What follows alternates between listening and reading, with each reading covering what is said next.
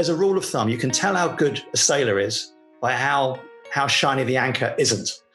So you can see these boats that are like, these are like super expensive boats, and they've got these amazing anchors that have never been used, an anchor chain that is still, pristine. And I'm like, well, you've just bought something to show off to your friends. But yet you'll see a boat that, comes screaming in. The sails are well set but old. There's chips out of the hull. There's some bloke with a beard, 3 foot long, who knows what he's doing. And you think, you are getting such enjoyment out of that boat. And honestly, those are the people that I want to have a drink with in the bar afterwards, because that's where you learn. Hi, I'm Terysa. And I'm Nick. And we're from Sailing Ruby Rose, and you are listening to the Tom Rowland's podcast.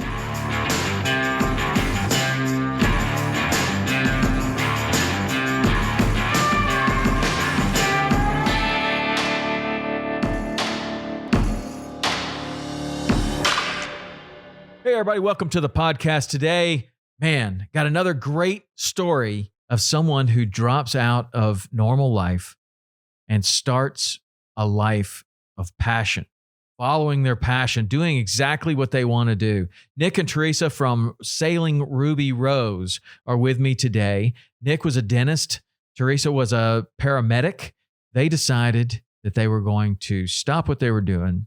They were going to sell everything, quit their job, save up all their money, buy a boat, and go sail off into the sunset. Well, it's not exactly that easy. They had to kind of take stair steps up. We'll talk about all of that and how they did that and how they actually made this dream a reality. They have a YouTube channel called Sailing Ruby Rose. It is fantastic. I really like it. In doing the research for this podcast, I managed to watch a lot of their videos. They do a very, very good job. But it is a cool life that they've managed to create, and that's exactly what they've done. It didn't happen by accident. They created this life. A lot of people that listen to this podcast want to do something similar, whether that's being a fishing guide or a hunting guide or getting into the outdoor industry in some way, shape, or form.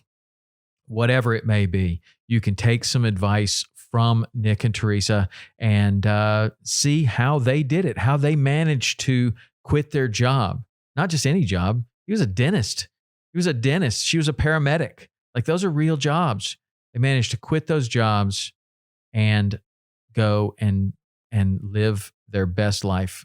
So they're with me today, and here we go. On to the show.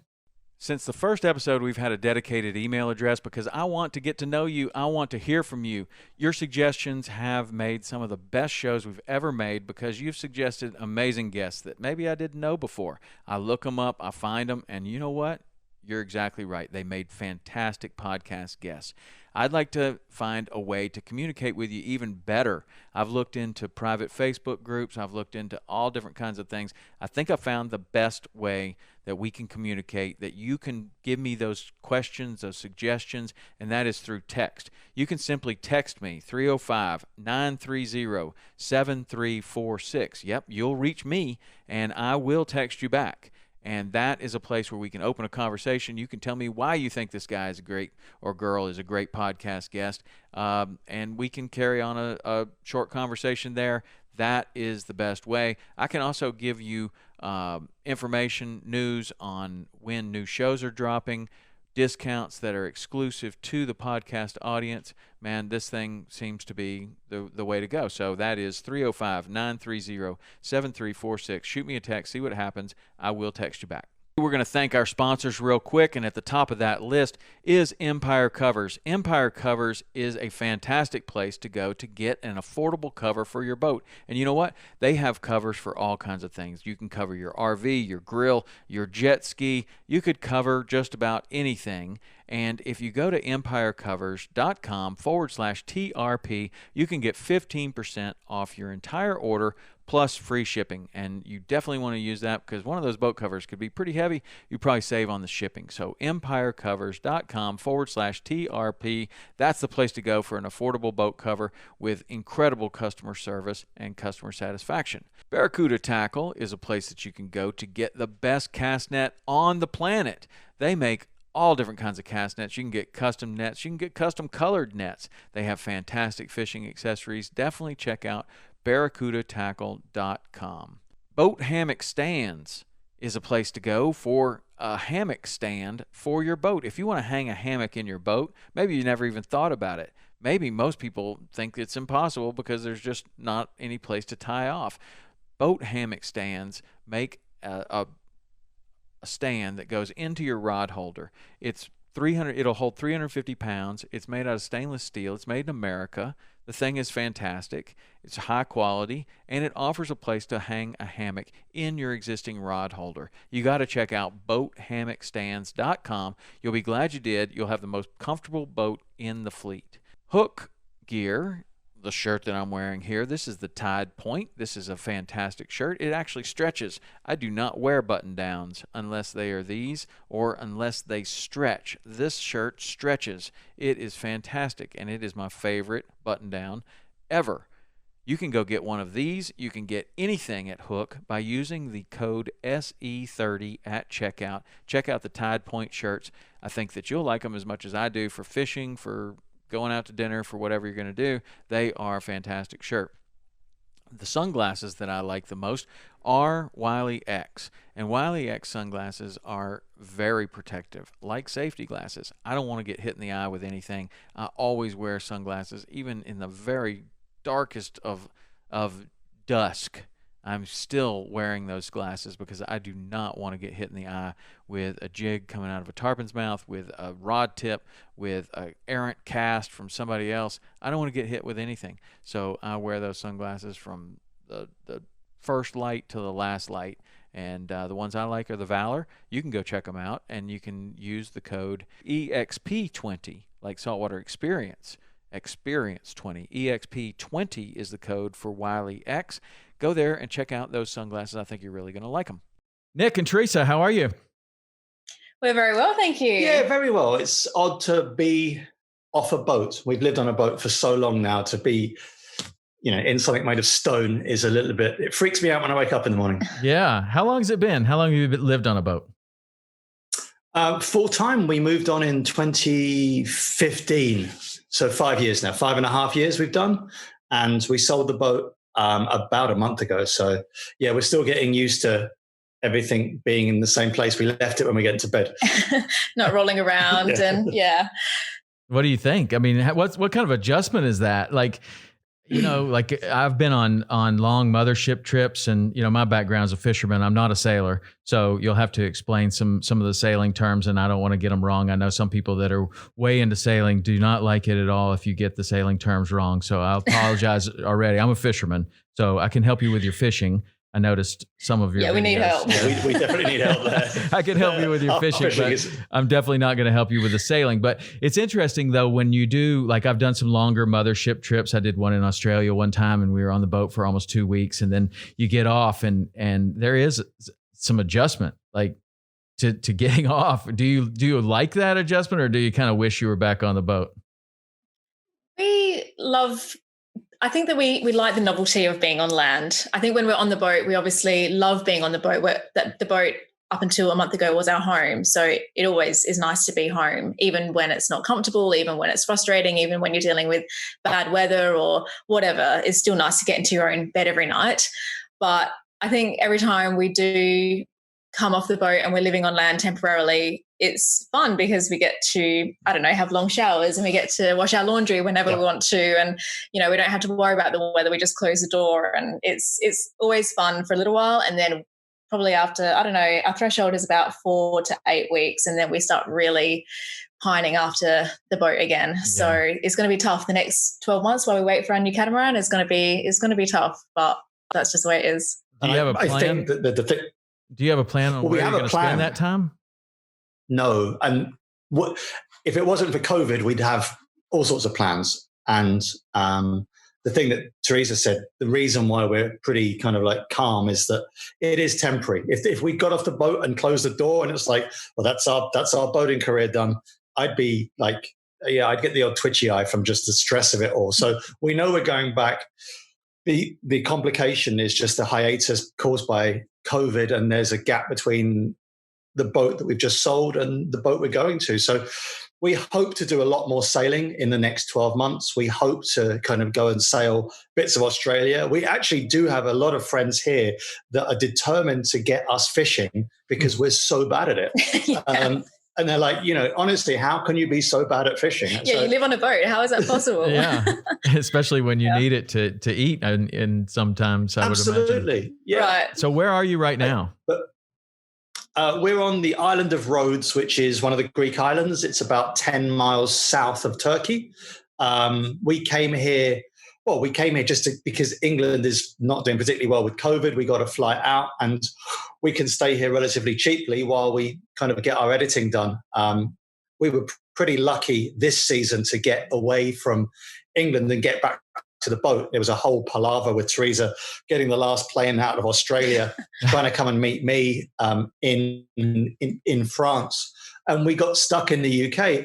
And it was no joke. We honestly thought back in February that it was just going to be, there'll be a small hiatus or a small break while they address this COVID issue.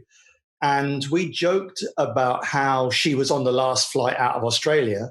And I think you were, weren't you? Oh, it was pretty close because Australia, they implemented a travel ban. So I got out the day before the travel ban was implemented. But yeah, we're currently in Greece at the moment. And, we're, as we said before, we're enjoying the novelty of being on land. We're lucky, very lucky that we, had the option to come here. Greece has its borders open and is allowing visitors. And so we'll essentially stay here for as long as we can. But ultimately, we want to try and get back to Australia because, I have obviously family there and we're trying to get back. So, yeah, that's easier said than done at the moment, but that's our ultimate goal. Yeah. It's interesting how all the different countries are handling the COVID differently. And it's causing all kinds of issues for travelers all over the world. I know that a lot of my friends spend a lot of time in the Bahamas, and it's constantly being opened and then being closed. And then if you're there, you've got to stay. If you get in there, then you've got to stay in quarantine for a while. And then it's just all different. Everyone. Where is in your flying to back and forth to Australia? Did you notice? In particular, a place that is more strict than others, or as you're researching this, like? Well, the problem is that normally we would follow the sun. So, for example, the last few years we have been sailing around Europe, but of course the sailing season in Europe is only about 6 months. And although you can live 12 months of the year on the boat, of course, you're not able to sail 12 months of the year really, because the weather in the middle of winter can be quite bad, particularly on the Atlantic coast. So over the past 3 years, I think, since we got back to Europe, after sailing the Caribbean, we have been spending the European winter visiting my family in Australia. And, we've used that time also to come to the US and come to the Annapolis Boat Show, for example. We've done that a few years in a row. But this year, we are kind of, I don't want to use the word stuck in Europe, but we are kind of stuck in Europe for the moment. And we are scrambling at the moment to try and work out where we can go, A, because we don't want to be here all winter, B, most importantly, because we want to get back onto a boat. We want to get back sailing again. And C, obviously, I'd like to see my family in there at some point. So, yeah, it's hard because the countries that we'd normally go to right now are largely closed off to us.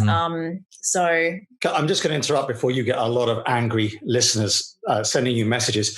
We realize this is a real first world problem. So us not being able to travel as much, yeah, we've got our health. We have, we haven't lost our jobs. We're not suffering with family that are ill, touch wood. We are not suffering with kids that are ill, with loss of employment. And honestly, we consider ourselves to be pretty blessed with our situation. Yeah. So I'm not, playing down the severity of what this is by us talking about travel plans. Yeah. It's just the job that we do, and it has had a minor impact on our lives. So yeah, we hope that we're sensitive to other people's plights. So just because we're talking about what we do, it doesn't mean that we're blinkered. We've lost perspective. Yeah. I think that all year we've just been saying to each other, aren't we just so lucky that we, first of all, were reunited because we were separated at the beginning of the pandemic. Then we were able to get back to the boat, back to our home, and we were able to sail, and that was amazing. And now, we're still together. And although we want to try and get back to Australia, if that can't happen, then it can't happen, and we'll just, muddle our way through like everyone else. And at the end of the day, we are very, very lucky. Yeah. And there have been, your friend, is it Alex? He's Australian. She was in France. They've been together a few years, and they were separated for 8 months? Yeah. Because he couldn't leave Australia. So we were pretty lucky. It wasn't, we can get on a flight in a month. 8 months apart they had. So the fact that we managed to get back together we were pretty lucky. Yeah. I mean, I have family over in England, and they have not been able to come at all, and don't even think, I don't even believe that they're going to be coming this Christmas either. So it's families are apart from one another. Husbands and wives are apart from one another. But you are very lucky in a lot of ways. In some ways, what I want to talk about is you've made some of your luck by creating this life that is very interesting, and obviously it's got an allure to a big audience. You have 130,000 or more subscribers. Is that what you have on YouTube? Yeah, 125,000, I think, at the moment. So that is, what you do is very attractive and very interesting to a lot of people. Obviously, we were hooked up by our mutual friend, Aaron, who told me about you all and what you're doing. So I started doing my research, and I started watching as many videos as I could before we did this podcast. And I got to say, you do a really good job on your videos. Thank you. You have a great channel. And one of the things that I liked about it is that it was obvious in the comments, and it was obvious in some of your videos that you realize that not everyone that's watching and subscribing and supporting you is someone who's a hardcore sailor or somebody that even has ever been on a sailboat. It seems like you have drawn this audience of certainly sailors and people that are interested in boats and doing what you're doing, but there seems to be a pretty large portion of your audience that is just a dreamer. That kind of dreams of this lifestyle, whether that's on a boat or whether it's in an RV or it's just traveling or it's just living life on their own terms. It's kind of interesting that you've noticed that too, and that you kind of speak to those people. In a couple of your videos, I saw you kind of speaking directly to them. Like maybe you're just a dreamer. Maybe you're in that dreaming stage of kind of setting this up. So kudos to you for creating that life. And when I dug into your story, Nick, you were a dentist. Is that correct? Yep. You were a dentist. I was a tooth puller. Yeah. And you were a paramedic. Is that correct? Yeah. Right. Yeah, that's correct. Yeah. So we rewind back to around what? And you met in India, which I also think is very interesting because you obviously both had kind of an adventurous spirit before the boat. So how did you end up in India, and what were you guys doing there that you would meet in India? So, do you want to answer this? I suppose we'll do it like Romeo and Juliet. I'll do the Romeo bit, and then you can do the Juliet part in a minute. I've always traveled. And when I had the dental practice, I would always take as much time off and put on a backpack or rucksack and go somewhere that I'd never been and try and do low impact travel. It sounds very kind of hippie-ish, but that's what I used to do. So I decided to book an overland trip from India to Nepal. So for 2 weeks. And it started off in New Delhi, went through, Varanasi. You went to see, you went with a group of like-minded travelers. It wasn't posh hotels. It was, pretty... Relatively very basic. Yeah. Well, we slept on a door one night, so that's how basic it was. It was, but it was really beautiful. Anyway, I walked into this hotel lobby, the Hotel Good Times in New Delhi, and honestly, there were no good times there. It was a rat infested hellhole. No good times ever been had there. Anyway, and I had been in Delhi for a few days, and literally I met the rest of the group. There were I think 5 of us on the 5 other travelers, of which there was this pretty grumpy looking Australian girl sat in the lobby at 6 a.m. with not enough coffee, an upset stomach, and I'm not a morning person, but Nick obviously liked what he saw for some reason, and we had 2 weeks on holiday together, essentially backpacking throughout northern India and Nepal, and it was obviously a very special holiday. And then we both kind of went back to our respective lives. We're both on a very short break from work, but it didn't take long to decide that we wanted to kind of see the relationship further. So I moved to the UK the following year, and Nick kind of informed me. I barely kind of dropped my suitcases, and Nick said, look, if you want to spend any quality time with me, you're going to have to learn to sail, because that's what I do with all of my spare time. I told you beforehand. I conned you into that one. By the way, we live on a boat. That was it. That was how we met. I was pretty clear to I think I was worried that she had a pretty good career as a paramedic in Australia, and I didn't want her to give it all up. And I think what you did get a year off work, didn't you? Yeah. So your boss kept your job open. Yeah, just in case I was a psycho. Yeah. And then we lived in London together for 5 years, and we kind of, as you said, we both had that sense of adventure. We both wanted to kind of pursue that adventurous side of our personalities. And, I don't know if I really loved sailing to begin with, because quite frankly, we were sailing the east coast of the UK, and it's got its own special beauty, but I don't think any East Coast sailors in the UK would argue that they have the most kind of, the easiest sailing conditions to learn on or to introduce. It's challenging sailing. It can be challenging, I think from the point, and I think what the audience, and especially yourself, will probably get from fishing, is that it's a pretty tidal area. Mm-hmm. So certain coasts of Britain are relatively unaffected by tides. The South Coast, there are tides, but it doesn't really affect your ability to go into a port. Whereas the East Coast, it's a lot of mud, and most areas dry out. So your tidal calculations have to take into account that your boat will probably be sat on the mud for 10 hours in 12. And so you get 2 hours in 12 to get off your berth and go fishing or go sailing. And that's brilliant, except, of course, when high water's at 3 a.m. and you've, been at the pub the night before. And a lot of my friends did. They roll out of the pub at 11 o'clock, 11 p.m., 12 p.m., and have to be on deck at 2 a.m. And this is why the boats get stuck on the mud, because normally they're coming out after one too many beers. So it is challenging, and you get a lot of shifting sandbanks and mud banks. So what your chart will show one year will be different the next year. So voyage is more difficult. It's challenging, but she didn't bail on me, and she's still here. No, I made it through, and now I guess reaping the rewards of my perseverance in those early days. Wow. Those tides, I was watching one of your videos, and you were talking about 30-foot tides. In that area that you were just describing with all the mud, and is that a 30-foot tide or bigger, it can be. Or what? It can be bigger than that.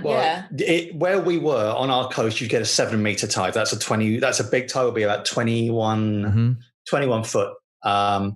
Where we were sailing last year in France, there you get this year in France, you get the 10-meter tides. Wow. And the 10-meter tide?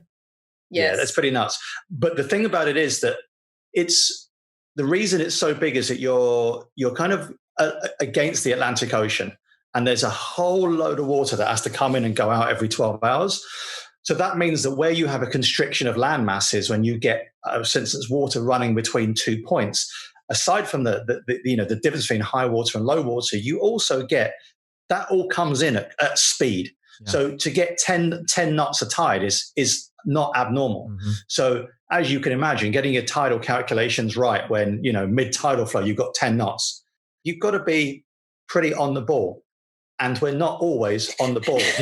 So we literally had the boat twice almost going backwards this year, just to, we got our secondary port calculations. It's pretty savage. Yeah. In Florida, we don't have tides anywhere nearly that strong, but sometimes the current going through the bridges and sometimes going around a point or something like that, the current can be extremely strong on the big spring tides. And when you're talking about water like that, That's really amazing, Todd. It's interesting to see that. I guess your viewers and through your channel, it's showing you kind of learning all of this just like anyone else. I mean, I like that about your videos too, is that there was one that caught my eye, and it was like, we make mistakes too. And it was about like you running aground twice, and you didn't cause any damage, but there's all this emotion in like what you're doing. And even, I mean, I know what that's like. You go and you plan this perfect day and something goes wrong, and man, it has a tendency to really mess up the whole day. Like, or if you let it, so true. If you let it, but you guys did a great job on that particular video of just like not painting the picture that because you have 130,000 subscribers and you travel all over the place, that everything always works perfectly for you, because there is that kind of, you could easily, I mean, you can edit anything out or you can include anything in the video. But I thought that what was interesting is that you were purposefully including some of the mistakes that you're making, some of the things that are breaking, some of the things that were just clearly, you just made a mistake. And I think that's very interesting how you bring that in. It seems like your viewers really like that as well. Yeah, well, that was actually a conscious decision we made 3 years ago. Well, yeah, it was 3 years ago that we started the channel. And we decided early on, and I'm not sure whether it was something that we needed to discuss, but it was just us being ourselves, I guess. We wanted to be as authentic as possible. We didn't want to be kind of portraying a side of our life that was just the good stuff and then not showing, I guess, a complete picture. We wanted to, and we also want to create content that, as I said, is authentic. It's showing everything. Obviously, we do edit some things out, but largely we do want to show the negatives and the that kind of lifestyle is not always as as glamorous and as easy as I think some other creators make it out to be. I'm not throwing shade. I think that's obviously their brand, but our kind of mission statement from the beginning was that we wanted to show a complete picture. Yeah. Well, yeah, I mean, when you to add to that. Oh, go ahead. No, what I was going to say is that when I bought my first boat, I bought this little, I think it cost me $5,000. It was falling apart. And I went to a marina where most of the friends that I made were older sailors. And the pub on a Friday night or during my weekends down at the boat, a lot of what I learned was, we made friendships through being taught by older people that knew what they were doing or more experienced people. So it is such a big part of sailing is community. And I'm sure it's the same in fishing. Yeah, sure. If you, and it's, what I've always said is like sailing and life on the water is like life on land with the color turned up. You meet better friends, you have better experiences, you have richer experiences. And a lot of that is in the way that you teach other people to fish or to fix an outboard or to bleed a fuel system. And if we were to cut that out, we'd probably be cutting out the best bit. It's like cutting the eye out of a lamb chop. You're throwing away the best bit. Yeah, exactly. And I do think that the best bit can be when we make mistakes. I mean, not to be cynical, but people do enjoy watching when things go wrong as well as when things are going right. It does make for good entertainment. It might not be fun for us at the time, but later when you're putting the story together, it always makes for a better story from a storytelling point of view when there's challenges that have to be overcome. So I don't think that there's any advantage to us in any way of cutting anything negative out. And it's all, I think that, I don't know, the word mistake is probably not really the best word to use, because I think that it's just about learning, not to sound too twee. Accelerated learning. Yeah. Well, it is. It's about, everything is a learning experience, and we're constantly learning. And I've been sailing for 10 years, Nick's been sailing for something closer to 15 years. And, we are going to continue to learn how to sail, learn how to be on a boat, learn how to handle our boat, probably for the rest of our sailing lives. So, yeah, sure. We don't shy away from the times where we make bad decisions. Absolutely. Because it's just a learning experience. Right. And as you go to different places, every new port is a completely new experience. There's a way you have to navigate in there. It could be very easy. Maybe there's a marker missing. Maybe there's in some areas, like in the Florida Keys, some of the markers are PVC pipes that someone just puts in there, and maybe it's there one day, maybe it's gone the next, and there's, you have to learn how to get into these new places. And no matter how long you've been sailing there or fishing or navigating or whatever, it's kind of an adventure going in. But one of the things that I liked so much about, it seems like the communication that you have with your audience is that you're showing that these things are happening. It's going to happen. If this is the life that you're choosing, these are things that are going to happen. You can try to avoid them, but some of these things are going to happen. And then it's how you deal with them. Do you get, you let the morale drop? Do you stay positive? Can you move on? Can you fix it and move on? Can you are you going to let this ruin your whole day or your whole trip or whatever? And those are things that I think a lot of people are really scared of as they embark on, a life like this, or they think about maybe they're in that dreaming stage and they're thinking, well, what happens if I run aground? I don't know. I mean, is that the worst thing that could ever happen? And then they see it happen and they're like, seems like they did okay with it. I mean, obviously there's different levels of running aground. You can put a hole in your boat, but you can also just bump the bottom and move on. Yeah. I mean, from our point of view, I mean, the adage, if we work on the adage that if you make one moderate mistake every time you take the boat out, you're doing well. So there's no point in trying to say we're not going to make mistakes. That you always make small mistakes, whether it's a calculation, whether you knock something, whether you break something. It always happens. And what you said about do you let it get you down? We have been, a handful of times, even recently, where we've actually damaged the boat through sometimes our own fault. More often than not, actually not our fault, but as I'm the skipper, it's always my fault. Right. Where, I mean, Terysa and I, about 5 years ago, we remember this because we both ended up pretty upset about it. We damaged the boat really badly. We were pushed onto a pontoon, which had no fender, no protection on it. And it was galvanized steel. So it literally took a gouge out of the side of the boat. And we do damage the boat. And if you're not damaging a boat, you're not using it. Yeah. And we walk up and down marinas, because we spend a lot of time in marinas, and sometimes pretty expensive marinas where we feel pretty out of place. But you can tell how, as a rule of thumb, you can tell how good a sailor is by how shiny the anchor isn't.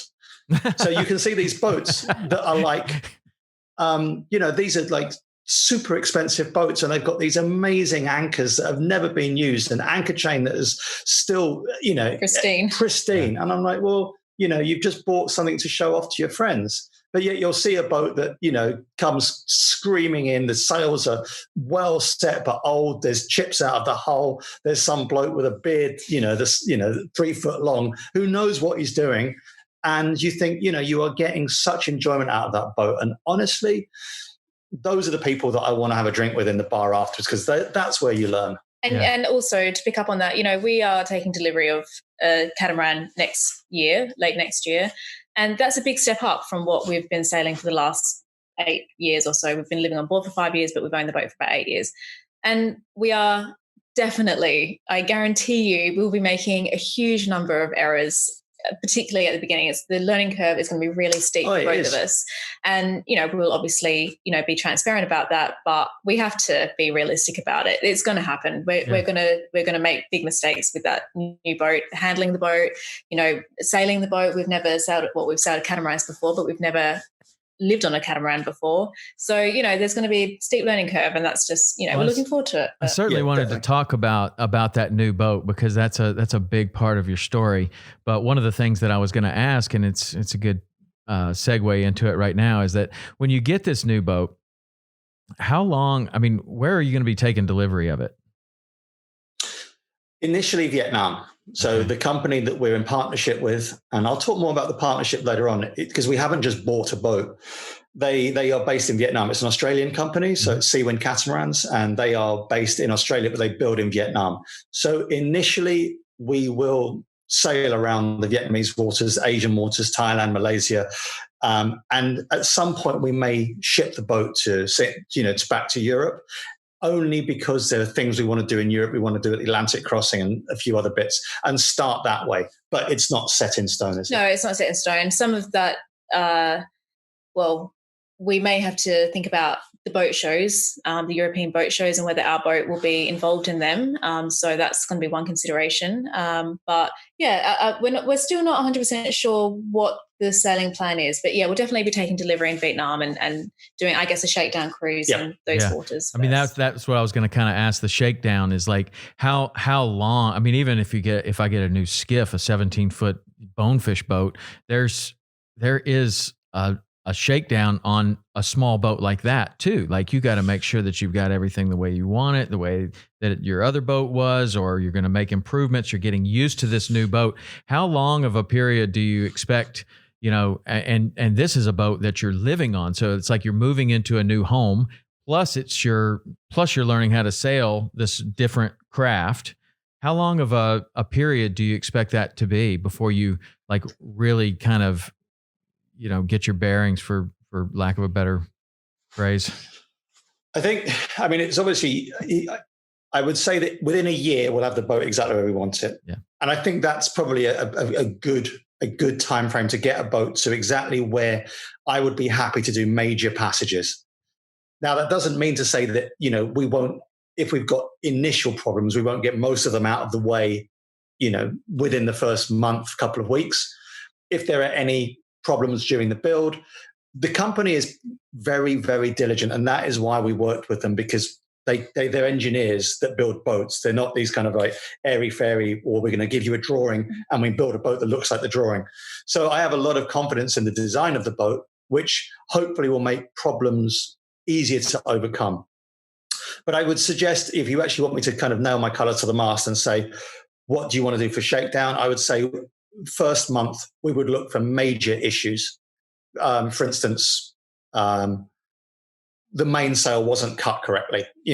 They're putting the sails onto the boat. The sail company that we're using, they have such good sailmakers. I have no even question that would happen. But say, for instance, one of the sails wasn't cut properly, or there was a problem with any of the electronics where there was a connection loose somewhere inside, we would find those hopefully and overcome all those within a month. So after that, we'd look to smaller problems. For instance, a cockpit drain wasn't draining properly. And that could be simply that there's an elbow somewhere in the run that there's only been kind of thought through on a CAD design, but in real terms, it doesn't drain properly. So we would find those smaller problems with use. And you can design a boat on a computer as much as you want. You can use float tanks, you can do everything. Until you live on it real time, you can't work out what the problems are. And then there's going to be just minor problems. Like, for instance, I don't know, if we go over this hump, the kettle falls off the counter. And that is where tweaking the boat, and this comes into fishing. If you've got any watercraft, you have to tweak a boat. And for people that don't sail or fish, I suppose the analogy that you initially come up with is it's like buying a car. You buy a car and there may be teething problems with it. But if you're buying a Ford, the production run on that car is going to be tens of thousands of units, and they have design teams, thousands of people working on that. So the problems tend to be lesser. When you're looking at boats, you're looking at far smaller production runs, and they are inherently far more complicated than cars. Yeah. And custom, like if you sail a certain way, this is the way you learned how to do something. Or in fishing, it's like you reach for what would normally be there in your old boat, and it's not there. And you're like, oh, well, didn't think about that when I was building the boat. Now I need to put the trim tabs right here where I've always had them. I can't, I'm going to have to relearn how to drive a boat if I have the trim tabs in a different place. And then, a lot of those things you think you can work out, but there's always a few that kind of, you end up having to move things or change things, or you change the way you do things because of the new boat, but yeah, absolutely. And we look forward to it. Yeah, of course. And I want to get back to that because I know that's a big part of your story. But one of the things that we talk about on this podcast often because of my fishing background, is a lot of people want to do something different in their life. A lot of the people that listen to this podcast want to be a fishing guide or a hunting guide or get involved in the outdoor industry in some way, shape, or form. And when I watch your videos, we were talking about how, romantic that you could make this look. You guys choose to show some of the mistakes and some of the other things. But one thing is for sure that you are documenting a wonderful life that you've created for yourself. And it makes other people want to do the same thing. And that seems kind of easy sometimes. Like you just drop out and do this. But I know that it's not. And I know that at that time of 2015, you're thinking about quitting your job as a dentist. You're thinking about not being a paramedic anymore. Like, I want to talk about that. Like, how do you and how would you suggest that other people kind of approach that point in their life? Because there's a ton of people out there that are unhappy with what they're doing. They have something that they want to do, either live on a boat or they want to take an RV across the country, or they want to become a fishing guide or a hunting guide, or they want to do something different. And through this podcast, we've gotten some incredible advice from people like yourselves who have been able to do that. So I'd like to talk about that, like what that was like and how you decided, okay, there's going to be a date and I'm going to quit my job and this is what we're doing. Can we talk about that for just a little bit? Sure. Yeah, of course we can. It's probably the question that we get asked the most from across all spectrums. And you're absolutely correct. It tends to be people that don't own boats, that want to get into a lifestyle change. How do you get to where we are? The answer is both simple and complex at the same time. The simple answer is you have to break it into manageable bits. You don't go to a boat show, buy a 50-foot catamaran that costs $1 million. If you are lucky enough to have that sort of money and sail off into the sunset, you'll terrify yourself, you'll put yourself in danger, and you'll probably be miserable. I mean, there are people that have done that. Absolutely. We've met many of them. Yeah. But statistically, if you take things slowly, you have a greater chance of succeeding. Now, I'm going to break this whole kind of story into a few different bits. And the first bit is the first boat that I bought. I decided that I wanted to buy a boat. I'd never sailed a boat before in my life. And I thought, well, I'm going to buy a boat with as little money as I can, so that if I if I sink it, damage it, if I don't get on with it, I can sell it, or, and I haven't bankrupted myself. Now, bear in mind that if you buy and sell a boat, a broker will charge you 10%. It's not like buying and selling a house where the profit margins are less. So if you buy $1 million boat and you sell it, you've lost 100,000 even just on the brokerage fees. So I bought a boat that cost about 5,000. I scraped all the pennies together, and the boat was there's an expression we have in England called a shed. It was an absolute, it was a horrible thing. It was, but it worked. It basically worked as a boat. And I went to the marina manager when I bought the boat, and I said, look, I need the berth. And she's like, well, I'm not sure I can give you that. I'm like, look, well, I've never been on a boat before. So either it's going to have to be conditional that you let me have the berth because I can't move it anywhere. And she's like, all right, fool. Anyway, so I read books, I learned the craft, and I learned little things like engine maintenance, because the oil would leak out of the engine. The fuel lines were shot to pieces. So I had to learn how to, bleed air out of a fuel line. I learned how to trim sails. I learned how to do basic varnishing because the varnish was all tarnished inside. My mother helped me reupholster the 2 little settees that were inside it. I learned basic navigation. I started doing some actual courses, the RYA courses, which is the UK equivalent of the ASA courses, so I could kind of understand what I was meant to be doing. And I learned, and I went out and learned, and I made mistakes, on a boat that didn't cost me that much.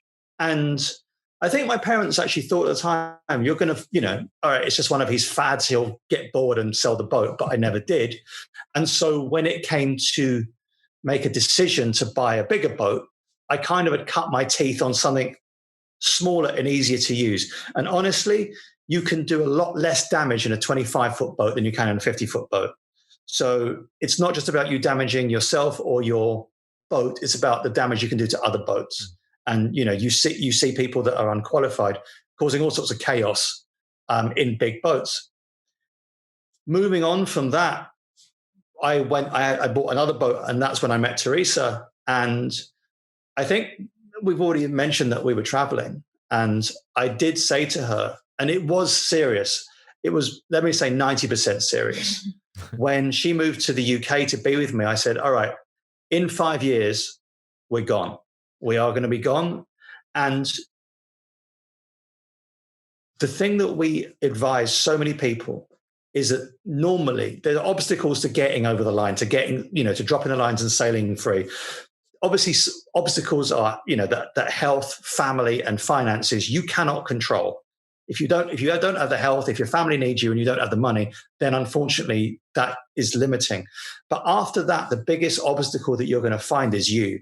And even us, at this point, we had 7-8 years of experience. I'd be awake at night, flipping out, thinking, what are we doing? Like, are we really going to do this? Are we going to be, leaving in 3 years, 4 years? Are we going to do this? And we got over the line. The big step for us was investing the money we had in the boat that was going to do the trip for us. So we actually put our money where our mouth was, put the deposit down on this boat. We took out a loan to buy the boat. And at this point, I'm like, well, we've sunk everything we've got into this boat. I can't back out now. No. And I think that the other thing that I would advise other people, if they're looking to kind of have a similar lifestyle change, and this was something that luckily, we kind of experienced for ourselves, is that if you're part of a couple, obviously if you're doing it on your own, you only have yourself to worry about. But if you're doing it as part of a couple, you both have to be equally committed. Mm-hmm. And we unfortunately hear only a lot of stories, but we've met a lot of couples where one side, it was their dream and the other party was less enthusiastic, sometimes not enthusiastic at all. And I don't know of any of those couples that we've met who fall into that category that actually lasted any length of time. They all invariably end up selling the boat and moving back to land. It's just not tenable to have one side of the couple not invested in the lifestyle change. It's never going to work, unfortunately. So you both have to somehow get to the point where you're both equally enthusiastic and you're embracing the change. And luckily for both of us, I was very enthusiastic. I wasn't a particularly keen sailor, but I kind of got along with it okay. Sailing was really Nick's passion from the beginning, and I just essentially saw it as like a conduit to adventure. So I was on board from that perspective. But obviously now that we live on the boat, things have changed significantly. But I think that's very important for you both to be wanting to take the step together. Yeah. And we get asked the question a lot by men, how do I make my wife get into this? And the answer that I always give is, if your wife hates it, she's always going to hate it. But if she's ambivalent, try and charter a boat that gives her the holiday that she wants. Nice. And I do mean holiday. So, you see all these, I've got countless friends in the yacht club on a Friday night. They've got these big beards, they've got big beer bellies, and they'll sit all night long telling yarns about how gnarly the sailing was and how big the waves were and how cold it was and how they almost died. And I'm like, all right, okay. But the flip side to that is, if you're going to invest a sizable amount of money in a boat, and we've already said that if you sell it, you're losing 10% to a broker, spend money on getting a really nice boat, maybe a catamaran, which is more stable in a beautiful part of the world. The BVI's amazing sailing, the Bahamas, and just go on a nice, gentle cruise where the weather's good, the food is good, the swimming is amazing, where you actually show the plus points of that lifestyle. My best friend, when I was at university, said to me, he goes, when I got with Terysa, and I'm like, how do I get her into sailing? And he's like, if the first week that you show her is a good week, she'll love it. If it's a bad week, she'll hate it. And that will never change. So you've got to make a good first impression. Unfortunately, it didn't work like this with us. I was going to say, that is not how I remember my first. But that was the plan. The plan was to give her a good first week, but it didn't happen. But nonetheless, it is challenging. It is challenging, and it's also, it depends what age that you're leaving when you want to go, whether you've got kids that are going to college, whether you've got young kids that you want to take with you, whether you've got elderly parents, whether you've got grandchildren. This all comes into the mix, and we have to.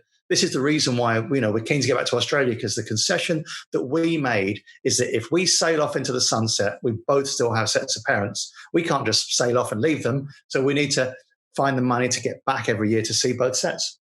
Mm-hmm.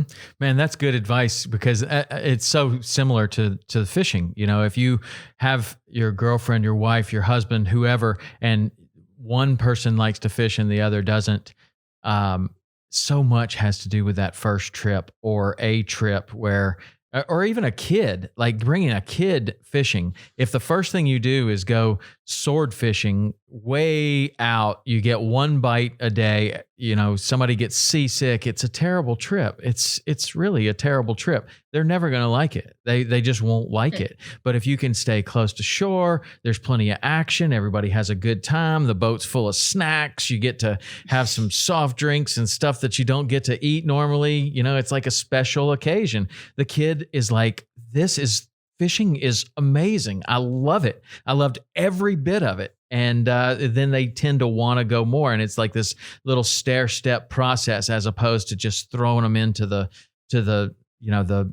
most hardcore type. And I would imagine that, when you started saying that about the sailing, that is dead on, because especially if you're going to be there for a week, you're seasick for a week and it's cold and rainy and that sounds terrible, even to somebody that likes sailing, as opposed to going down to the BVIs and just moving from island to island and eating amazing seafood and having a nice drink during the sunset. I mean, that sounds amazing. It is. And it's easy sailing as well. I mean, sailing can be challenging with wind and tide and weather.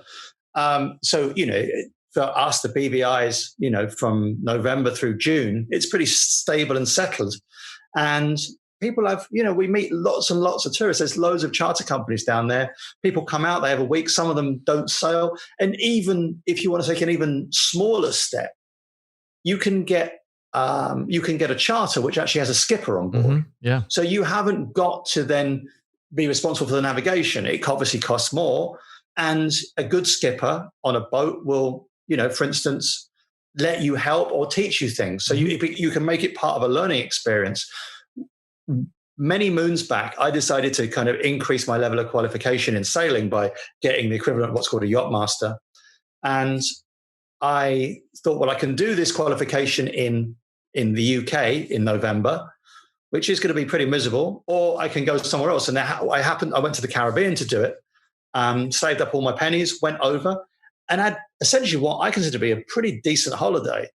But I learned it was a learning holiday, but the experience was so positive that I didn't see it as work. I just saw it as being on a boat and getting a qualification. So you can kind of make things easier for yourself in trying to convince a partner in the way you go about things. Mm-hmm. Or maybe even not. What if you don't even have to convince them? Like, what if you just kind of introduce them and they're all about it too? So you're not like, you're not having one part of the relationship kind of strong arming the other into this. It's kind of like you go into this together and there's an equal embrace of this adventure. It sounds like kind of that's like Terysa wasn't so into sailing, but she was into adventure, and this is the way, like you said, the conduit to the adventure. That's pretty cool. But there's other things that we've talked about here with, somebody wanting to be a fishing guide, and it takes the same kind of communication. It's like, okay, we're going to drop out of our society here in this big city. We're going to move to a small place, on the coast. We're going to try to be a fishing guide. The husband or the wife or whoever is the non-fishing guide needs to be as into it as the one that's going to go. Otherwise, it just doesn't work. So I've been lucky like that with my wife. She's been very supportive of my career always. But it's not always easy. And there are definitely places where you have to make this jump, and making that jump quitting your job as a dentist. At what age were you when you did this? How old were you when you had your last day as a dentist? 42. So 42, you're really just hitting your stride in dentistry. Like, I mean, even the stride hadn't even started yet. I was kind of like ramping up to the.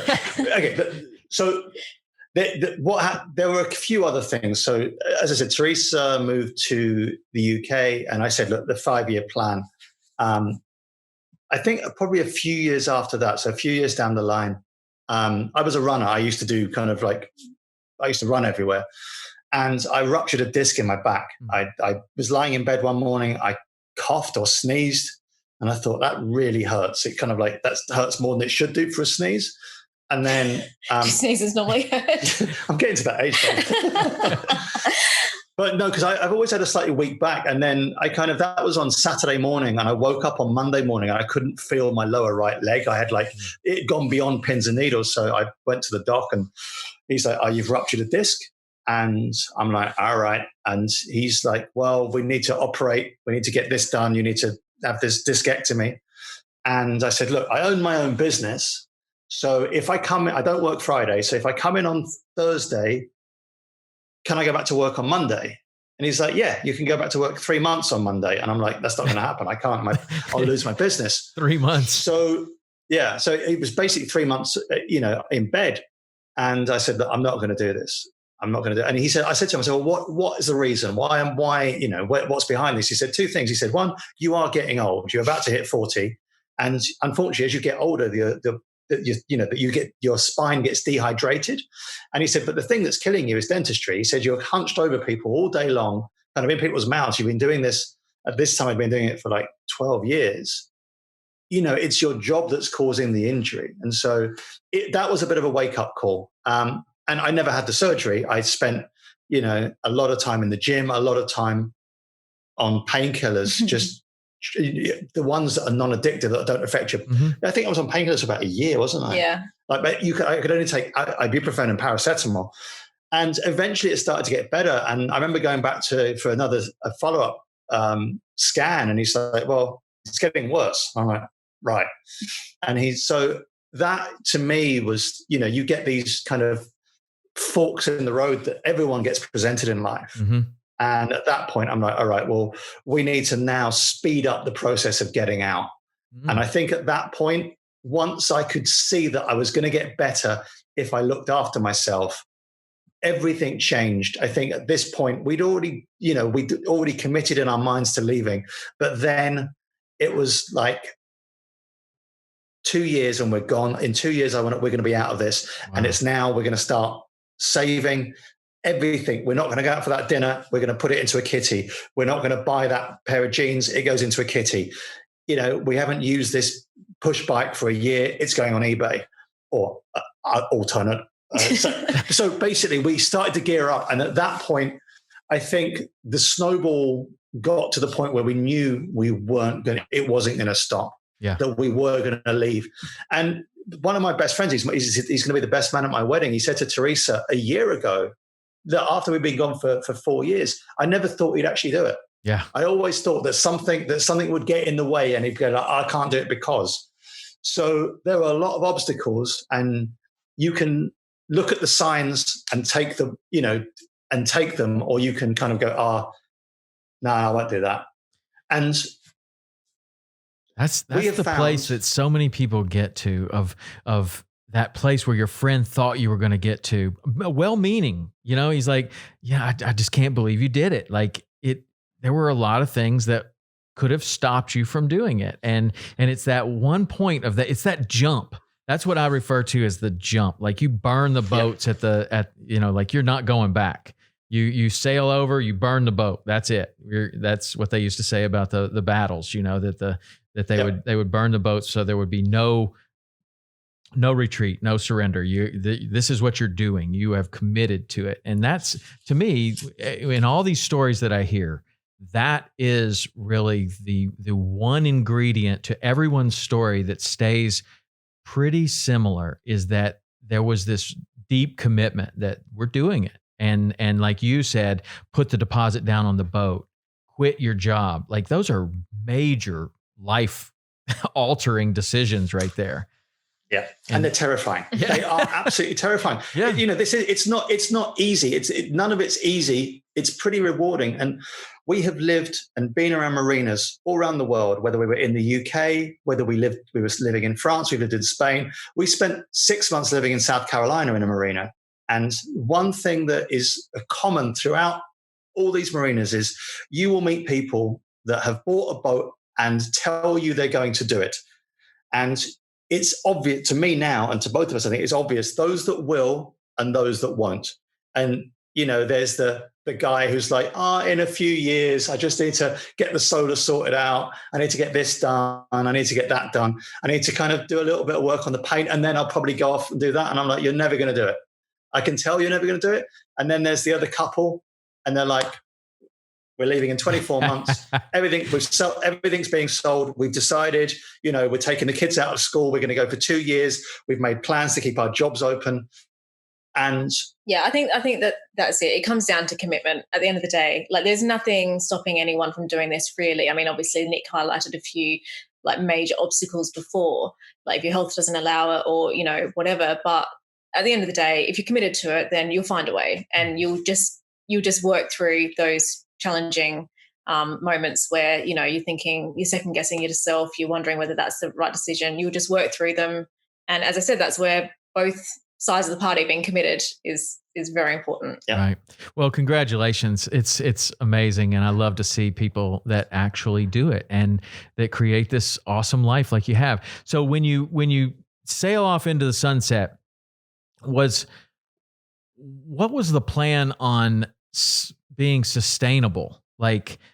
Like now it's YouTube and Patreon, but that wasn't always the case. I'm sure that there was like, I saw in one point in your story, you were like, well, there was something missing. We weren't working. We weren't being creative. There was something missing. But did you have a plan on how you were going to make any money, or did you have enough money through all the stuff that you had sold and any sort of retirement that you had in dentistry or paramedic or whatever, that you could go for a while? Or did it always have to be kind of like sooner or later, we're going to have to figure out a way to make some money here to keep this going? When the vague plan that we had was that we would have enough money in a kitty for a year, maybe 18 months. Mm. And we weren't really sure how much it would cost. Yeah, we didn't know. Right. We had no idea. There was no information at the time as to what does it cost? Yeah. So we rented out our house. We had the decision, pay the mortgage off, rent the house out. And so then we've got a little bit of monthly income. So we had this little bit of income, and we had what we thought would last us about a year and a half. And we set off with that in mind. And honestly, I think one of the best bits of advice I was ever given by an old sailor in a bar where we kept the boat was never tell anyone you're sailing around the world, because it sets the bar really high. Like people go, if you come back after 5 years and you've done 3/4 of it, someone will say, well, you didn't quite sail around the world. It's true though, isn't it? Yeah. So there's always that person, of course. Yeah. But, especially in England. Yeah. So he just said to me, just tell people you're going sailing. And that to me was such a good bit of advice. And the fact that I still remember it after probably having about 6 or 8 pints in the bar that night. So really what we did was we set we thought, well, we're going to go for a year and see what we do. We're going to see how it goes. And again, we always used to set ourselves goals. So one thing that we did say that we'd do is that we left in May 2015. So that was our leave date from the UK. And then we booked an Atlantic crossing with a rally for November 2015. So we knew that in 6 months we had to get from England down across to Spain, go through the Portuguese coast, go to Morocco, go to the Canary Islands, and then get across the Atlantic. So again, from our point of view, we then had booked something we had something we had to do. Yeah, absolutely. And so from kind of the perspective of our sailing plans, we kind of I think we had a 2-year plan. We knew we wanted to get to the Caribbean. We knew we wanted to spend at least 1 or 2 seasons in the Caribbean. And then we figured we'd, wait and see how it all went from there. But the YouTube channel didn't start as a money making exercise at all. In fact, I don't think that we even realized that we could make money out of YouTube. Like we didn't monetize it for a year. No, that's right. We didn't monetize it for about a year. We kind of set a couple of goals. We said, well, we're not going to monetize until we get to 10,000 subscribers, because we wanted to focus on content rather than making money. We said we wouldn't start Patreon until we got to 20,000 subscribers. And in the end, we didn't start Patreon until we got to 40,000. For, again, the same reason. We wanted to focus on quality content rather than kind of monetizing it further. So it kind of evolved quite slowly, the income side of it from our YouTube channel. So, I mean, I would say it took, we've been doing it for 3 years now. I would say it took 2 years before we had what I would consider to be an income at all. You know, we'd get a little bit of pocket money before that, you know, and I do mean a little bit of pocket money. Yeah, it wouldn't cover the bar bill in a tiki bar in the Bahamas. I mean, that's not that we drink excessively, but it was pennies. It was, or, you know, a few dollars we'd get. And Terysa's right. You know, we set this up. One of my friends, again, in the same pub when we were in the UK, he's like, you're going to be bored. He's like, you know, you think you're going to sail off around the world and you're going to get bored. And we didn't get bored. I think the first year everything was so new and fun, exciting, stressful. Everything was the first time we'd done it. I think we were still a little bit in shock that we'd actually managed to leave. Yeah. You know, we weren't that couple like, oh, it was easy. It was like, we actually did it. I remember the morning we set off from our home port, never to return.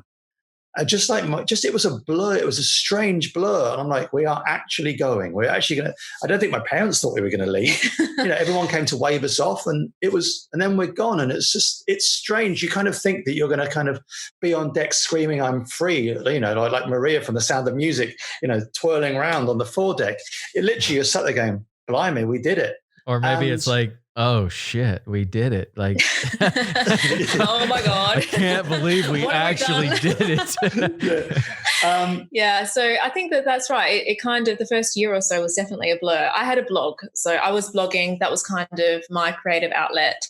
And I didn't have any kind of ambitions for the blog. I don't think many people read the blog. I never worked out how to get more people to read the blog. So it kind of just stayed within my little bubble. But then we kind of, I don't know, it was weird because we had a period where after we'd crossed the Atlantic, and it was very stressful kind of building up to the Atlantic crossing because we'd never done anything obviously like that before. And so there was a huge, as I said, a steep learning curve, and it was all very unknown. So once we got to the Caribbean, we kind of breathed this huge sigh of relief that we could finally relax at last. But we also didn't realize how stressful it would be putting ourselves under so much pressure to be at a certain place by a certain date, which is what we had done for the first 6 months because we booked that rally, as Nick said. And in hindsight, that was a mistake. We shouldn't have done that. We should have just kind of let things unfold the way, like in a natural kind of organic way, depending on how we felt at the time. But we put ourselves under even once we got to the Caribbean, we had to be in Antigua to meet, you know, family coming in to fly, you know, flying in to visit us. We decided that we had to go up to the US for hurricane season. I mean, these are huge distances to cover. And when you're just wanting to explore the place you're in, then it's kind of, you are putting yourself under unnecessary pressure to get from A to B for an arbitrary reason. There's no reason for us to have to move at that pace. We just decided that we had to. So I think once we worked out that we needed to slow down, at that point, it was a major reassessment of our priorities. We said we need to slow down. We need to stop kind of putting ourselves under that kind of pressure.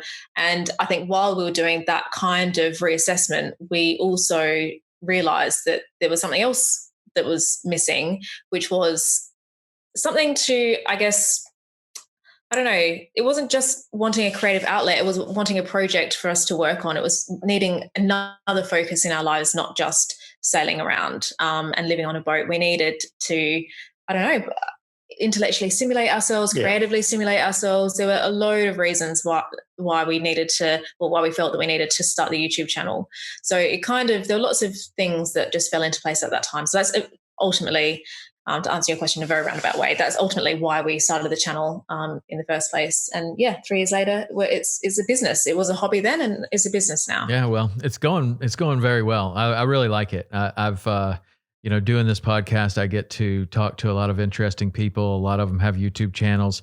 Some I kind of identify with, others maybe not as much. Some of them are really super cool.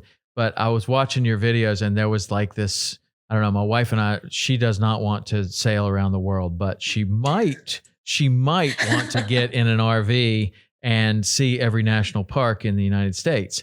And there's like this feeling that you get from watching your videos of like this romantic kind of life of like just doing it, kind of dropping out and doing what you want. And I've got to see a couple of places that you've been.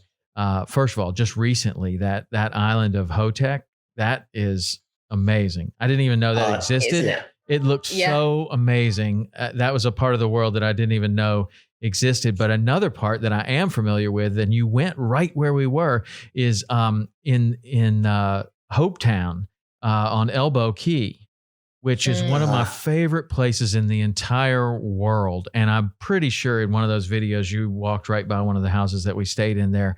And it was just, I just loved that place. And then, so when I see that island that you just went to, and then I see an island that I know, like Hopetown and Elbow Key and all of Green Turtle and all of that stuff there, it's like, man, that is a life of just finding these cool little places where sometimes there's 100 people living there and they're just living this life that is, it's just different than the rest of the world. And you're just kind of dropping in on those people for a week or a couple of days, or if you like it, maybe a month. I don't know. It just seems, that's kind of how it seems like in your videos. It's like, we'll just stay here until we kind of, are ready to leave.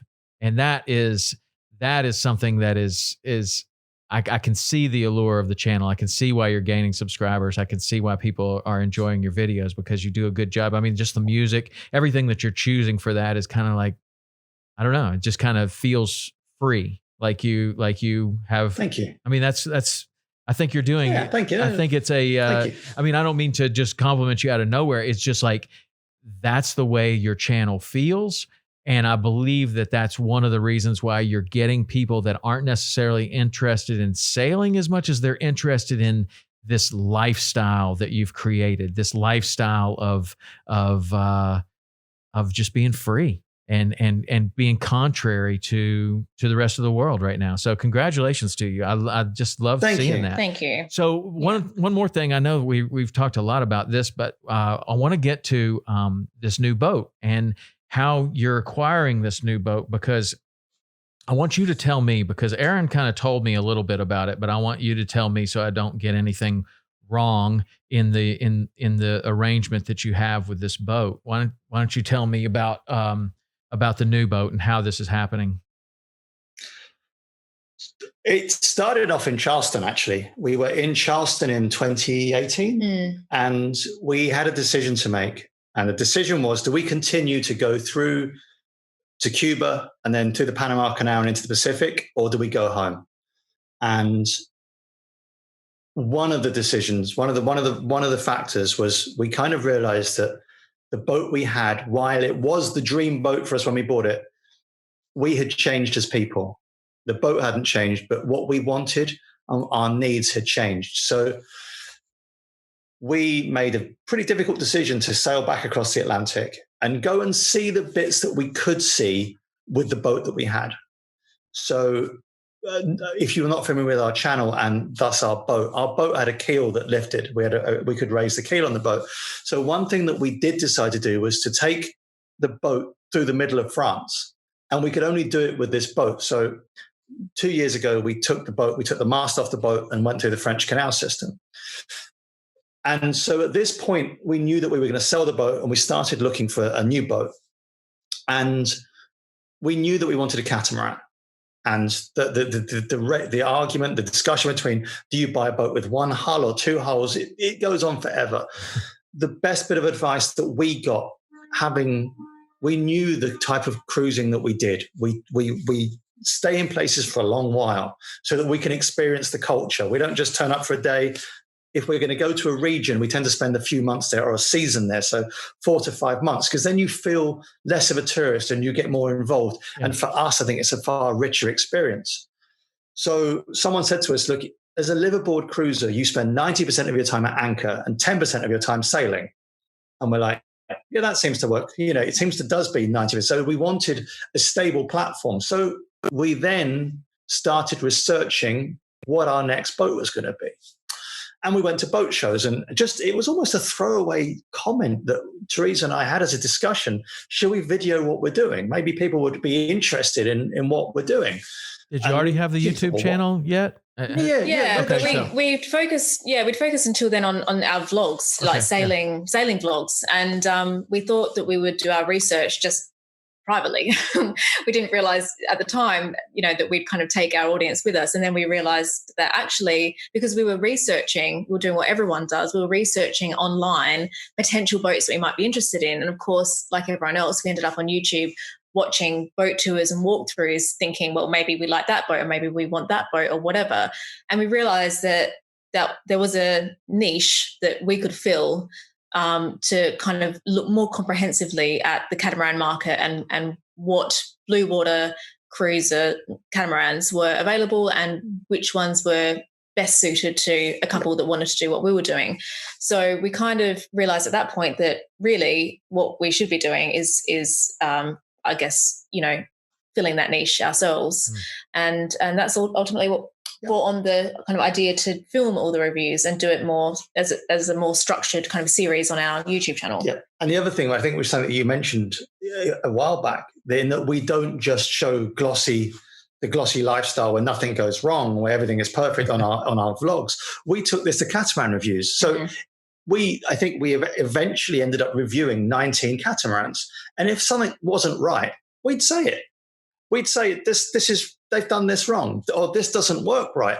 And it caused uproar. Well, we're very straightforward, and we don't kind of mince words, and it's just a part of our nature. And I think that, a lot of the tours on YouTube were done by brokers who were trying to sell the boats, and that wasn't our approach. We wanted to be very honest, but we were clear from the beginning that it was just our opinion. We weren't kind of saying, look, this is right or this is wrong. We were just saying from the beginning, look, this is how we feel about it. It's not our priority to, have that or have this.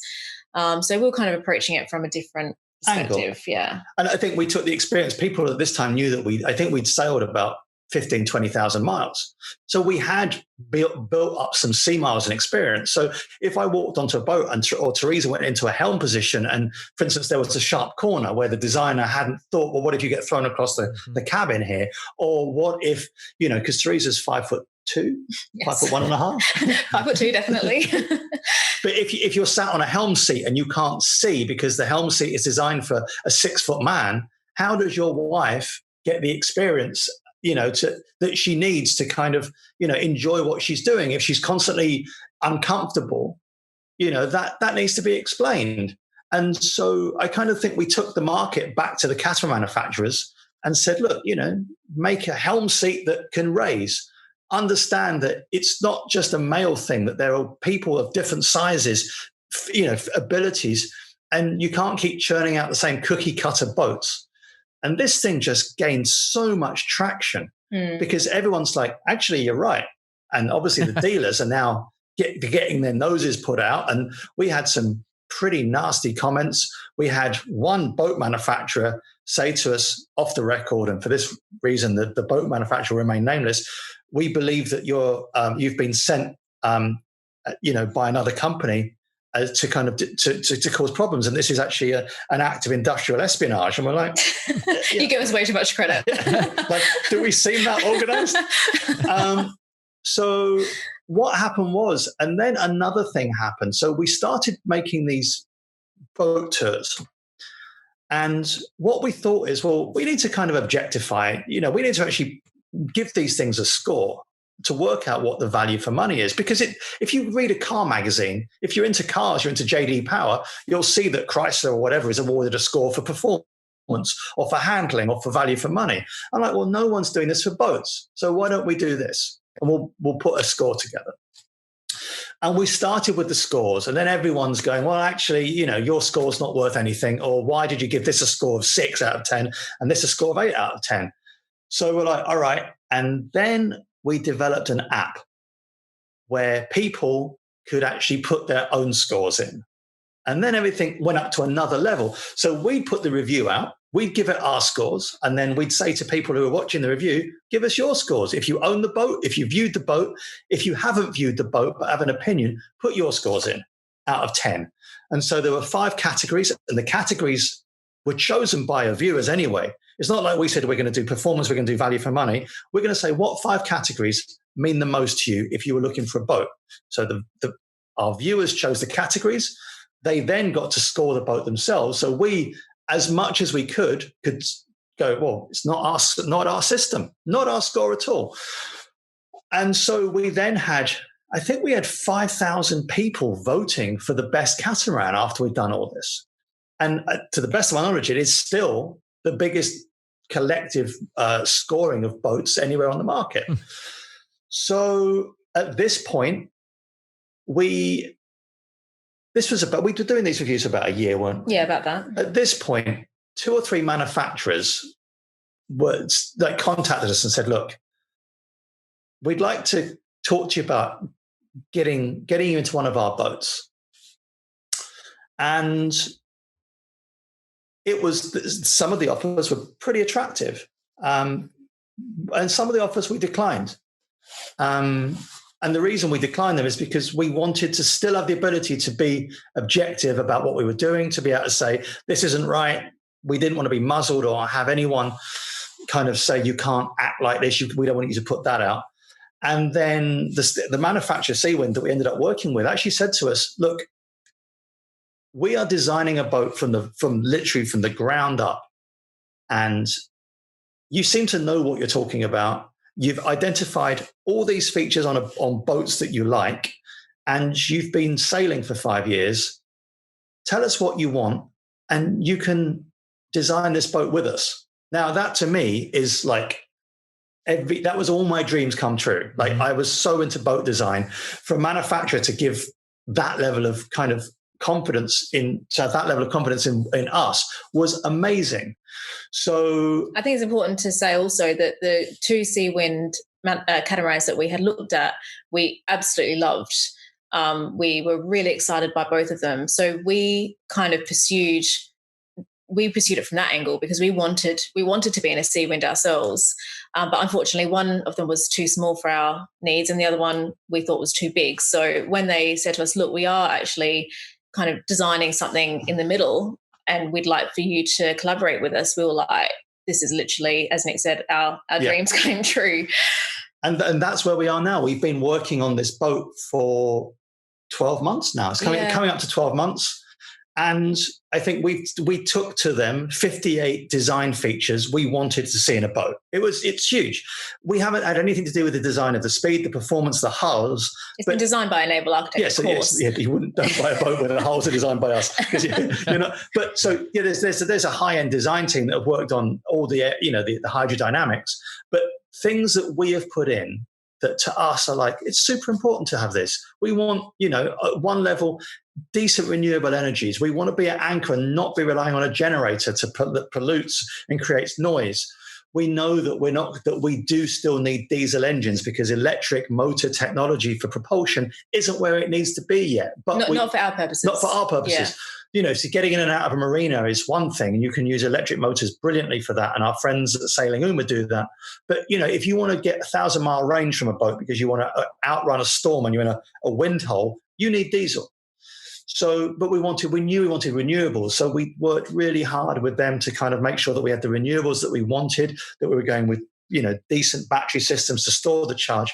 And that was one part. The other part was things like, if you've got a galley that is actually functional. We were pretty into cooking and eating, and when we were living at home in a house. So, a waste chute for like organic matter that goes straight through to the sea when you're out offshore.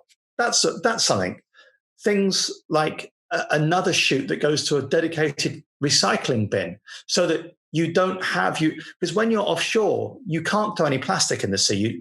So you have to keep it all in one place. So be able to separate things like that.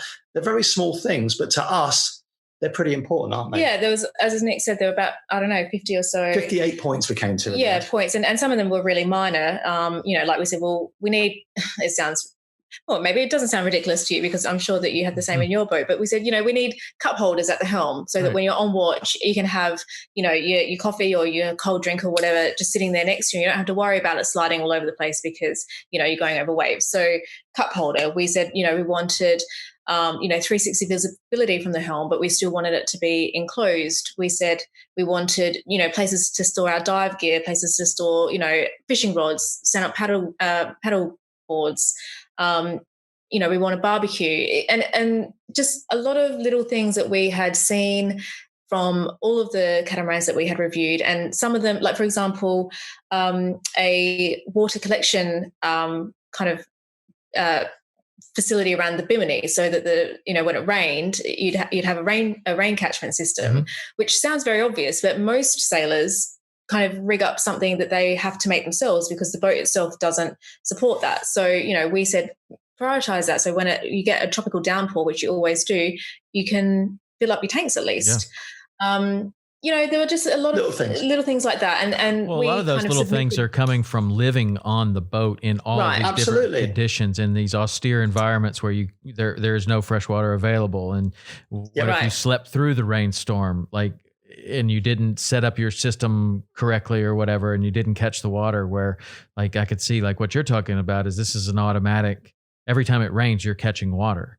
And that seems like something that could easily be not thought of, by somebody that, it isn't thought of. That goes to a marina every single day and can top off with a garden hose. All of those things are interesting. I see the value. One of my big sponsors is a boat company, Yellowfin Boats, and it's always the same, that they make a wonderful boat that I'm very proud of. But there's always, they always want to know, how is this performing in the real world? Like when you go out there and you fish it 30 days in a row, how is this performing? What is absolutely. going on?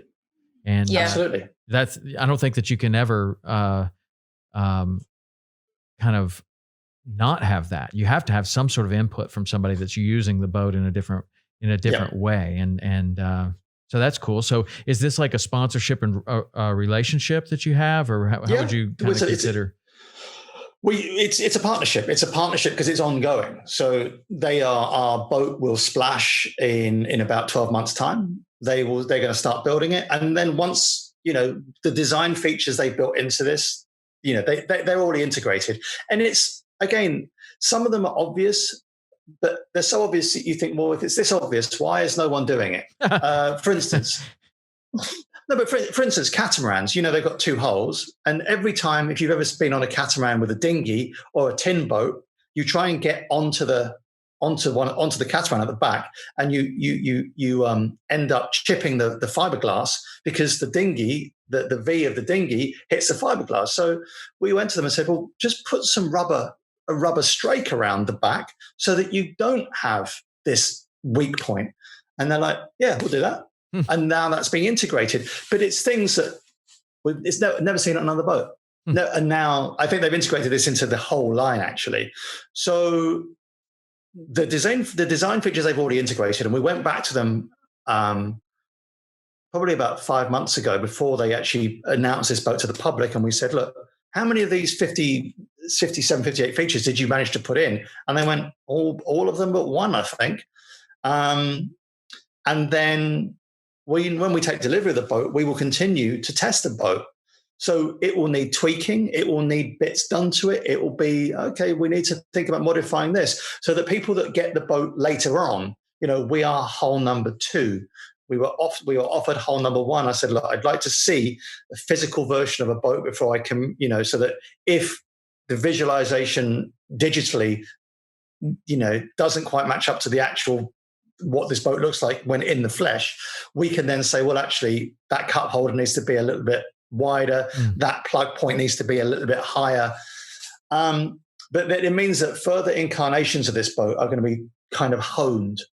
And we're pretty proud of what we've done. Yeah, we are. We're proud of the boat. And it's going to be, the Ruby Rose edition of this boat is pretty special.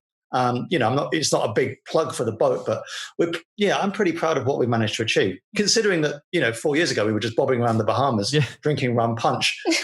Well, that's awesome. So now that as you're kind of planning this boat out, you're continuing to hone in on some of the things that you might want, and maybe waking up in the middle of the night thinking, oh, what if we did this? I've done the same thing with building my own boats. You kind of also have like this, like, once I get this boat, these are the things I'm going to do with it. Like, do you have some plans on what you want to do with this boat? Is it going to allow you to do some things that you couldn't do before? What are your plans?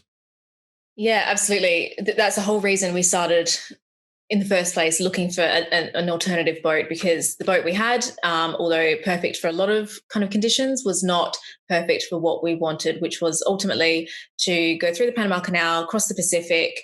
And I mean, as Nick said before, we're careful about kind of making these grandiose statements saying, oh, we're going to circumnavigate or whatever. But we know that we love ocean crossings. We love cruising to remote areas.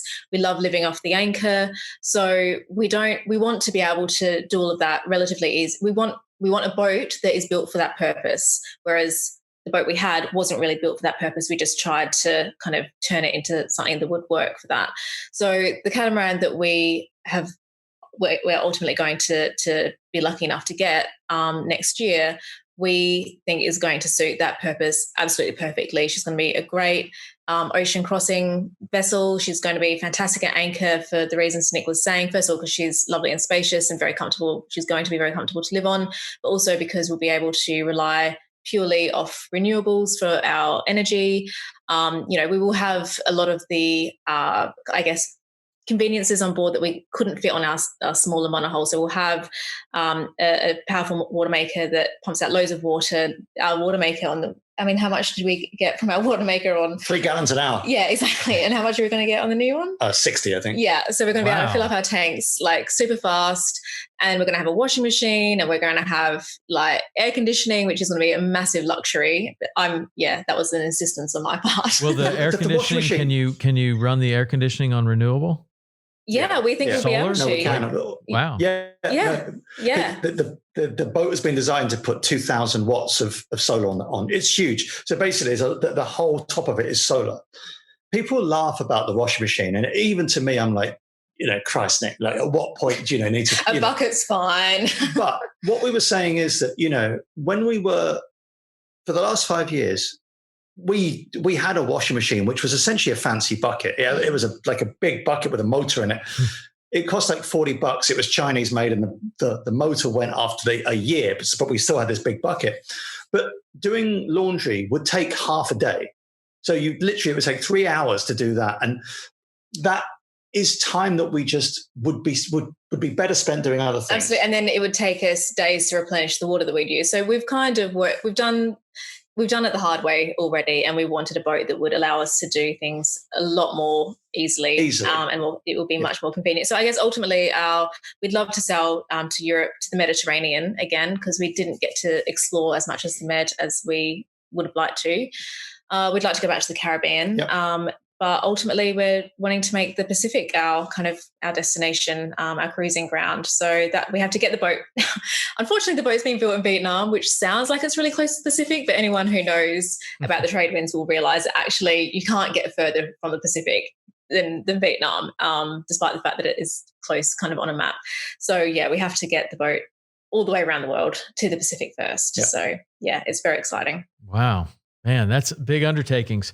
So, man, and then in this time between the boats, you said you'd sold your boat that you have been on for a long time and made your YouTube channel off of that boat. I hope that went to a good home, and somebody did. Is there a story to where that boat is going? Is there another couple that's going to take it? Well, we hoped that the new owners would be someone that would continue to take her sailing and hopefully do something maybe similar to what we did on her. And that is the ambition of the new owners. The Ruby Rose is back on the south coast of England now, and obviously it's coming into winter, so she'll be sitting there for quite a few months to come. But yeah, their ambition is to take the boat down to Southern Europe and hopefully into the Med and live on board. So I'm really hoping that that's what happens. Yeah. I think they want to do exactly that. And Yeah, we'll run that would be there too. awesome. No, we'd love to see it. And the new owners are pretty cool. He was saying that he is going to sign up for a rally to get him down to Portugal from the UK. And it's kind of like what I said earlier about you can tell when people want to do it, and when people are going to do it. And these two are going to do it. You can tell from the way they're talking. They've got timelines. They know they've got a plan. They've got to set. They want to set goals. The plan is in place. Yeah. And we're like, we'll see you in Portugal. We'll buy you a beer. It's not unlike really. You said you were a runner before all of this. It's not really unlike how you run your first marathon. One of the big steps to running your first marathon is to sign up for the race. Like that's your big jump right there. Is like, I'm going to find a race. I'm going to sign up for it. I'm going to pay the money. I'm going to get the time off my work. I'm going to start my training. Like it all starts with that race. Like when you sign up for a race, like when he signs up for that rally, or when you signed up for the crossing. I mean, that is a huge part of all of a sudden there's some sort of a timeline. There's something that is there that now there's a date. That's a big part of anything, really, I think. It's commitment. Absolutely. You have to commit to stuff. Yeah. Whether you commit to a ball when you're playing, football, you commit to something. And honestly, it's hard because, committing to a tackle in a rugby game, that takes 5 seconds, or sometimes it's even just a split decision. Committing to a lifestyle change, that's hard. And you have a lot of time to question your decision. That as I said before, that I'd lay in bed even now, 2 o'clock in the morning when I can't sleep, thinking, are we doing the right thing? Should we be doing this? But before we left, while we were, the sleepless nights I had, questioning the commitment that we'd made. Well, it's not only just your own commitment; it's the people around you, often really well-meaning, like your best friends or your family, saying, "Are you sure this is like? Are you sure you want to stop being a dentist?" Like that. Yeah. Well, we were very lucky. Our families were, I think, bewildered and like confused, but they never kind of actually verbalized their kind of, I don't know, their more negative feelings. They were fairly supportive to our faces. I think that they had a few conversations between the two of them that were like, what are they doing? Oh, listen, I talked to my parents, I talked to my mother, like not that long ago. And when I say not that long ago, within the last couple of months, she's just like, well, so how are the T-shirt sales going? I'm like, what? And she's like, you sell T-shirts? I'm like, no, we do a YouTube channel and we happen to sell T-shirts as well. Yeah. So sometimes a disconnect between what they think you're doing and what you're actually doing is very, and actually that's one of the reasons why the YouTube channel excited us to start with, because we thought, well, at least this way we can stop like explaining what we're doing to people and actually show people what we're doing. Because I think that a lot of people, it's a struggle to visualize our lifestyle because it is so outside of the norm. Yeah. Well, it's super cool. And again, just congratulations on doing it. Thanks so much for sitting down and telling me the story. I find it fascinating, and I know that the audience that I have managed to accumulate does as well. There's just so many amazing stories from people just like yourselves in all different walks of life, whether that's sailing or fishing or mountain climbing or being a hunting guide, or even one of my favorite guests is a professional backpacker. She learned how to be a professional backpacker through YouTube and Patreon and doing very, very similar to what you're doing. Quit her job, does what she wants to do, is living life on her own terms. It's just super cool. I just love those stories. And those are some of the most popular podcasts that we've done. So I'm sure this will be the same. I wish you all the very best of luck if you happen to get to the Florida Keys in your new boat. Give me a call. We'll go. We'll definitely see you there. Okay. Yeah. Please teach us how to fish. Yeah. We have to learn to fish. Yeah. At some point, we really do need to learn. I can definitely teach you how to fish. All right. Great. Well, thanks so much. And always a pleasure. Tell everybody. I'm sorry I waited till the very last second for doing this, but I'll put it in the very beginning as well. How people can follow you, how they can support you, how they can see what you're doing. So simply just pop into your favorite search engine, Sailing Ruby Rose, and our YouTube channel will come up. And we have a lot of videos on lots of different things. As we said before, we've got our catamaran series that a lot of people are very interested in, but we've also got our sailing vlogs, which are more lifestyle based. And we also have a lot of technical videos where we kind of teach people how to do more kind of technical things on boats. And otherwise, we're obviously on Facebook, Instagram, Twitter. And if you love what we do, then we're also on Patreon, and people can sign up to become a patron, and they get loads of alternative kind of benefits and perks, and access to kind of exclusive content, that kind of thing. So we're all over the place, but easy to find. They find you on Patreon with Sailing Ruby Rose. That's right. Yeah. Yep. Sailing Ruby Rose. Okay. But dip into the YouTube thing first to see if you like what we're doing. We're not trying to push people into that. I mean, Yeah. All right. Well, I think they're going to like it. Go check it out. And you guys are just an inspiring couple and fun to watch. So good luck to you in the next 12 months. And then when you get that new boat, just, man, have a good time. I know you will. Thank you. So We'll much. be watching. Thank you. All right. Thanks. Yes. See ya. All right. That was Sailing Ruby Rose. Nick and Terysa, they are awesome people. I really enjoyed their story. You should go to their YouTube channel, check it out, and I think you're going to like it too. Whether you're into sailing or whether you just want a lifestyle of being free, they have great videos. It's really great. I really love it. Great story. As I had anticipated, those choices to live an alternative lifestyle are certainly not impossible. Anybody can do it, but there are some places where you got to make that jump, and there are some places where that choice is not altogether easy. They managed to do it. You can do it too. All right. See ya.